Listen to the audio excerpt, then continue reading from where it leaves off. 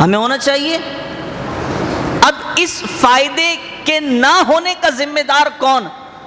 ہماری حکومتیں۔ کیوں؟ وہ اس لیے کہ ان 75 سالوں میں اب تک انسٹیبلٹی، یعنی کہ کل کا کوئی ارادہ نہیں، کوئی پالیسی نہیں۔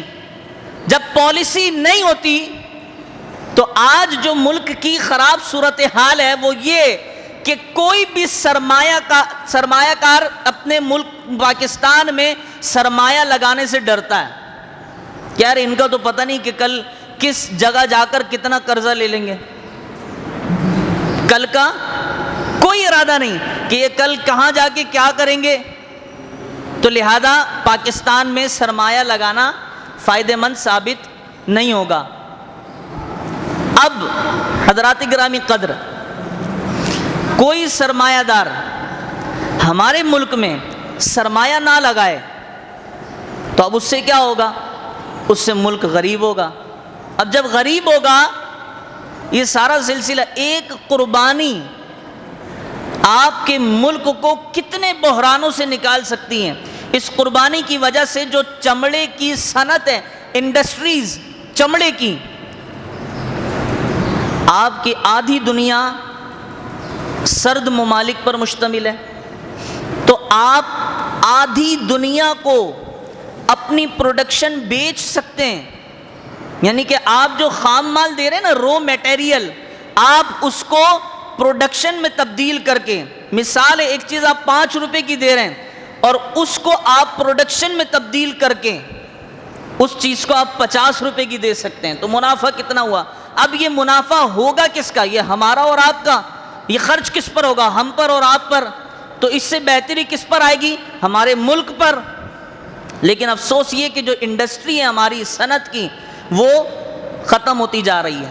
اب جب وہ ختم ہو رہی ہے تو ملک کو کس چیز کی ضرورت پیش آتی ہے؟ قرضہ لینے کی۔ ملک کو قرضہ لینے کی ضرورت پیش آتی ہے۔ جب ملک قرضہ لینے کے لیے آگے بڑھتا ہے تو وہ لیتے 1958 سے لے کر آج 2022 تک 83 یعنی 83 بلین ڈالر تک پہنچ جاتا ہے۔ اب کوئی آپ سے آ کر یہ کہے کہ یار ہم اس ملک کا قرضہ اتار دیں گے، تو آپ اسے کہ سوال ہی پیدا نہیں ہوتا، تیری سوچ ہے یہ اترنے والا نہیں ہے۔ 83 بلین ڈالرز کون اتار سکتا ہے؟ کوئی آپ سے آ کر یہ کہے کہ نہیں ہے، ہم صرف قرضے کی رقم دیں گے، اس پر جو سود ہے وہ ہم نہیں دیں گے، کہ یہ بھی تیری سوچ ہے۔ جب سود نہیں دے گا، اب ہم نے کیا کیا؟ ہم نے تو جو آیا جیسا آیا اس کو بھائی تو آگے چلے جا، اور ملک کا نہیں بلکہ ہمارا بیڑا غرق کر۔ اب وہ ہمارا بیڑا غرق کرنے میں لگا پڑا ہے، بھائی آگے چلے جاؤ، آگے چلے جاؤ۔ اب یہ جو 83 بلین ڈالر قرضہ ہے، یہ صرف ایک ہی صورت میں ادا ہو سکتا ہے، اور اس کی صورت کیا ہے؟ اس کی صورت یہ ہے کہ پورا کا پورا 83 بلین ڈالر یکمشت IMF کو دے دیا جائے کہ یہ پکڑو۔ پھر IMF بولا ہاں اب مجھے کوئی انٹرسٹ، کوئی سود نہیں چاہیے۔ اب یہ 83 بلین ڈالر جو قرضہ ہمارے ملک پر چڑھا، یہ دے گا کون؟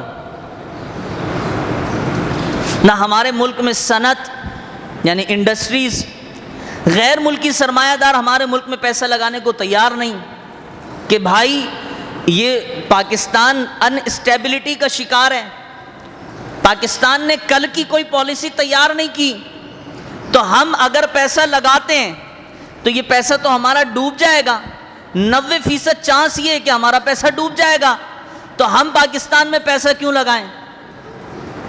تو ہمارا ملک دن بدن پستی کا شکار ہوتا جا رہا، پیچھے جا رہا دن بدن روز کے حساب سے۔ اگر میں آپ کو بتاؤں نا کہ پاکستان کی حکومتوں نے کس وقت میں کتنا قرضہ لیا، تو آپ سر پکڑ کر بیٹھ جائیں گے کہ یار ہم اتنے قرضدار ہو چکے ہیں، اتنے قرضدار ہو چکے ہیں۔ اس پر میں آپ کو حدیث مبارکہ سناؤں مفہوم. سرکار علیہ الصلوۃ والسلام نے فرمایا ایک وقت ایسا آئے گا کہ میری امت کا بچہ بھی سود سے پاک نہیں ہوگا. ایک وقت ایسا آئے گا میری امت کا چھوٹا بچہ بھی وہ سود سے پاک نہیں ہوگا. آپ مجھے بتائیں، ہر شخص اپنی کیلکولیشن کر کے بتاتا ہے یار آج پاکستان کے ہر فرد پر، چاہے وہ چھوٹا بچہ ہی کیوں نہ ہو، اس پہ اتنا قرضہ ہے. وہ قرضہ خالص قرضہ تھوڑی ہے، وہ سود پر ہے پیسہ. وہ پیسہ کس چیز پر ہے؟ سود پر ہے. تو آج رسول اللہ صلی اللہ علیہ وآلہ وبارک وسلم کی یہ حدیث مبارکہ سچ ثابت ہو رہی ہے کہ بچہ آج سود سے پاک نہیں ہے.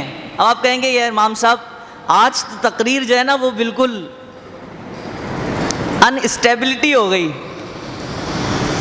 تو بات یہ ہے کہ ہمیں اپنے بارے میں، اپنے ملک کے بارے میں معلومات ہونی چاہیے. ہم قربانی کر رہے ہیں یار، اس قربانی سے ہمیں فائدہ کیا ہو رہا ہے؟ ٹھیک ہے اللہ کی رضا تو حاصل ہوگی، آخرت میں جو ثواب و حساب و جزا کا جو بھی معاملہ ہے وہ تو ہوگا، لیکن اللہ نے دنیا کی بہتری کے لیے بھی تو کوشش کرنے کا حکم دیا. آپ مجھے بتائیں حصول رزق حلال کیا ہے؟ بولیے، زور سے بولیں. عبادت ہے نہیں ہے؟ حصول رزق حلال کیا ہے؟ عبادت ہے. تو اب یہ حصول رزق حلال عبادت کیوں ہے؟ کیونکہ حلال کمانے سے ہماری دنیا بہتر ہوگی، ہمارے مال میں برکت ہوگی، ہم اپنی پسند کی چیزیں خرید سکتے ہیں، اپنی پسند کی زندگی گزار سکتے ہیں شریعت کی حدود و قیود میں رہتے ہوئے. تو حضرات گرامی قدر، معاملہ یہ ہے کہ ہم اس چیز پر تو فکر مند ہوتے ہیں کہ ہم قربانی کر رہے ہیں اور ہم سے ہمارا رب راضی ہو جائے، لیکن اس چیز پر فکر مند نہیں ہوتے کہ ہم جو قربانی کر رہے ہیں ہماری قربانی سے ہمارے ملک کو کیا فائدہ ہو رہا ہے، اور اگر نہیں ہو رہا تو کیوں نہیں ہو رہا. ہمارے ملک کو فائدہ ہونا چاہیے. کیوں؟ قربانی ہماری، پیسہ ہمارا، سارا گوشت ہم تقسیم کر رہے ہیں یا خود کر رہے ہیں، سارے معاملات ہمارے، محنت ہماری، ہم کسائی بلاتے ہیں تو وہ بھی پیسہ ہمارا، اگر اوزار استعمال کرتے ہیں تو وہ بھی ہم نے خریدے ہیں، ہمارا پیسہ. جب ساری چیزیں ہماری ہیں تو اس سے فائدہ اٹھانے والا فرانس کون ہوتا ہے؟ ہماری قربانیوں سے فائدہ اٹھانے والا بیلجیم، کینیڈا، روس، یہ ممالک کون ہوتے ہیں جو ہماری قربانیوں سے فائدہ اٹھاتے ہیں؟ ہماری قربانیوں سے، ہمارے جانوروں کی قربانیوں سے، ہمارے چمڑے سے اگر کسی کو فائدہ ہونا چاہیے، آپ بتائیے کہ حق کی بات تو یہ ہے کہ ہماری قربانیاں فائدہ کس کو ہونا چاہیے؟ بتائیے. فائدہ ہمیں اور ہمارے ملک کو ہونا چاہیے. لیکن افسوس یہ ہے کہ ہمارے حکمرانوں کی کرپشن اس قدر بڑھ گئی. اور یہ یاد رکھیے کہ یہ کوئی سیاسی گفتگو نہیں ہماری، ہمیں معلوم ہونا چاہیے ہمارے ملک کی تاریخ کیا ہے. ہماری سیاستدانوں کی کرپشن اس قدر بڑھ گئی کہ انہیں یہ بھی خیال نہیں رہا کہ یار اس ملک میں ہم ذمہ دار ہیں اس بات کے کہ حضرت عبداللہ ابن عمر رضی اللہ تعالیٰ عنہ آپ دعا کرتے تھے، مولا خواب میں مجھے میرے بابا یعنی فاروق اعظم عمر ابن خطاب رضی اللہ تعالیٰ عنہ کی زیارت نصیب فرما دے. آپ کا وصال ہو چکا تھا تو آپ نے خواب میں دیکھا سیدنا فاروق اعظم رضی اللہ تعالیٰ عنہ آپ پسینے میں شرابور ہیں. بیٹے نے پوچھا عبداللہ ابن عمر نے، بابا جان یہ اتنا پسینہ، یہ حالت، اس کی وجہ کیا ہے؟ آپ کا تو عدل مانا جاتا تھا، آپ کو رسول اللہ نے فاروق اعظم کہہ کر پکارا ہے، آپ اتنے پسینے میں، ماجرا کیا ہے؟ سیدنا فاروق اعظم رضی اللہ تعالیٰ عنہ فرماتے ہیں کہ بیٹا میں نے ملکی خزانے کو یہاں سے وہاں لے جا کر، کس چیز کو؟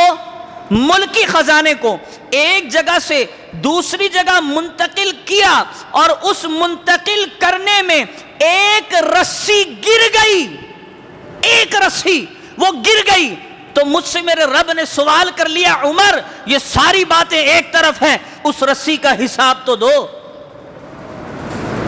عمر ساری باتیں ایک طرف، فاروق اعظم ہو ٹھیک ہے،